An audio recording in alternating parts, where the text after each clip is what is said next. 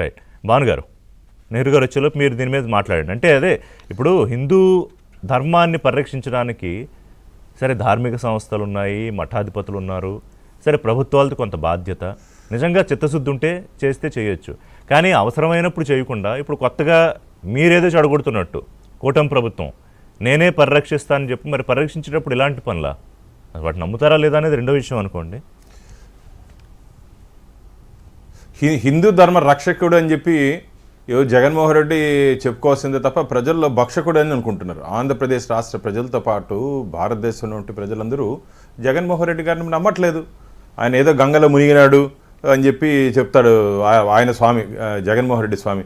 గంగలో మునిగినా, హిందూ మహాసముద్రంలో మునిగినా నువ్వు హిందువు కాదు, నువ్వు ఒక అన్యమతస్థుడివి.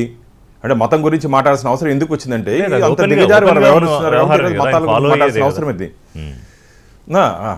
అందుకని కాబట్టి మాట్లాడుతున్నా వారికి హిందూ ధర్మం మీద కానీ, హిందూ మత విశ్వాసాల మీద కానీ, ధార్మిక విషయాల మీద కానీ పూర్తిగా అవగాహన లేదు.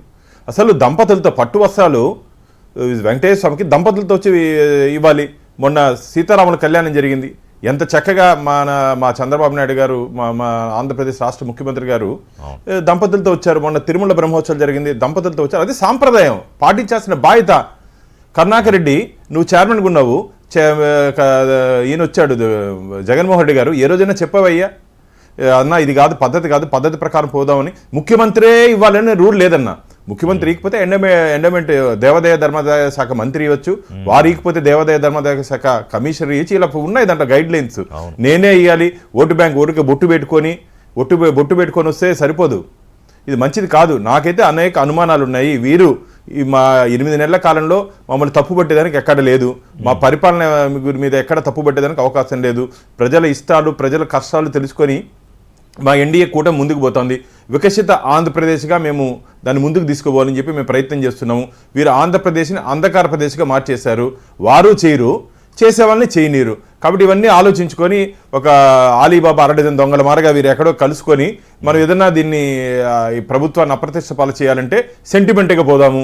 ఎందుకంటే ప్రభుత్వ పరంగా ఏం చేయలేము, సెంటిమెంట్గా ఉన్నది లేనట్టు ఏదైనా చేయాలని చెప్పి ఎవరో ఎక్కడో చనిపోయి ఉంటాయి ఆవులు. ఎస్, సహజంగా గోశాల్లో గోమాతలు చనిపోతుంటాయి. నేను నాకున్నటువంటి రికార్డు గత జనవరి నుంచి జూన్ వరకు ఈ తిరుపతి గోశాల్లో 79 గోవులు చనిపోయాయి. 79. అది ఎవరి కాలం అయ్యా? కరుణాకర్ రెడ్డి, నువ్వే కదా టీటీడీ చైర్మన్గా ఉన్నావు, నీ మనుషులే కదా అక్కడంతా ఉన్నారు. ఇది నేను అఫీషియల్ రికార్డేనా, నేనేమి ఆఫ్ ద రికార్డ్ ఏం మాట్లాడట్లేదు. అఫీషియల్ రికార్డ్, ఆన్ పేపర్ ఉంటే రికార్డే నేను మాట్లాడుతున్నాను. మీరేదో 3 నెలల్లో 100 పైచీలకు చనిపోయి, దానా పెట్టలేదు, బక్క చిక్కిపోయాయి. ఏందయ్యా? గోవుతో గోవుతో పెట్టుకోవద్దు. కొత్త చైర్మన్ టీటీడీ కక్షగట్టి గోమాతలను చంపినట్టు చెప్తున్నారు. ఇప్పుడు అంటే ఒక ఇది సృష్టించే ప్రయత్నం చేస్తున్నారు అన్న. ఆ రోజు కరుణాకర్ రెడ్డి 12 గంటలకు ప్రెస్ పెట్టిన తర్వాత ఇమీడియట్గా నేను 12:30కి ప్రెస్ పెట్టాను. ఇమీడియట్గా హాఫ్ అన్ అవర్లో. ఎందుకంటే నేను వేరే బయట ఉన్నాను, వచ్చేటప్పుడు 1 గంట అయిపోయింది. ఇంత అబద్ధం ఎంత బాధేసిందంటే, ఒక నెల ముందే గోపూజకి వెళ్ళా నేను. ఒక నెల ముందే గోపూజకి వెళ్తే ఎంత ఆరోగ్యంగా బలంగా మంచి నిన్న మేము పోయి దానా పెడితే తినలేదు అవి. ఎందుకంటే 11:30కి ఫీడ్ ఇచ్చారు. 11:30కి ఫీడ్ ఇస్తే మా వాళ్ళకి బెల్లం పెట్టే చాలా ఇష్టంగా తింటాయి. ఏ గోవైనా. కరుణాకర్ రెడ్డి రా, నువ్వు రా, చూస్తురా, ఉదయం నుంచి రాత్రి వరకు ఉంటాం గోశాలలో.